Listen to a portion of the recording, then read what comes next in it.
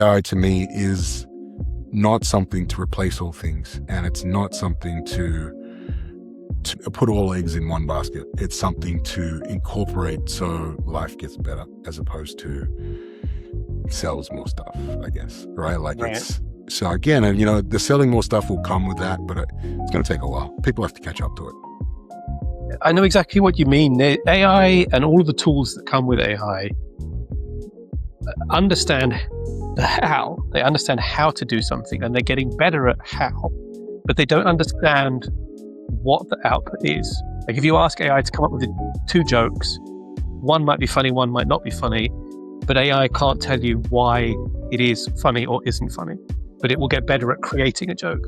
Yeah, it will. Eventually, when we have general artificial intelligence, then who knows? But like right now, well, what people don't realize is emotion as we understand it does not actually go into our intelligence and our understanding of things. The only way that it does is like you can't actually, people would not be able to describe how to do that. So like if you pinch yourself and you understand that you feel pain, you cannot describe it, nor is it relevant for any kind of intelligence that you have, right? Like, yes, you have a sense of not wanting to have pain, but it's, like there are things that are painful that are good for you, right? Like getting your knots massaged out of you, like healing from something that is broken or you're sick. And, like there are positive things that come from pain.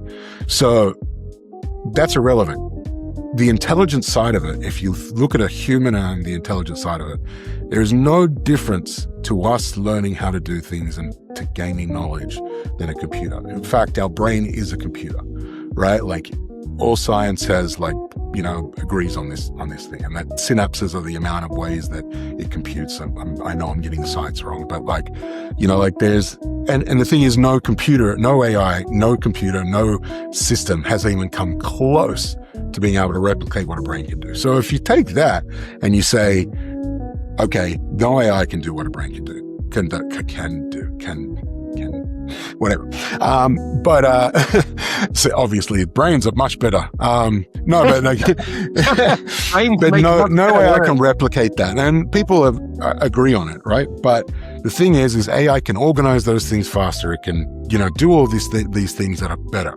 So, and if I was to take a person and feed it only a certain amount of information, right? Like you look at how I am training my AI, like I said, it's offline, so it's not going on the web. I want it to learn me without and the things that I want without a lot of different things. So it's me either conversing with it or it's me writing documents, like bullet point documents saying like the things that I like, how to talk to me, like here is my home setup, my smart home setup. Here is how I watch TV. Here is here is the data on me. Learn as much as you can about me, right? And if I do this to just a personal assistant, like an actual person, I'm going to get the same outcome eventually, right? Like eventually that person is going to be able to predict what I want.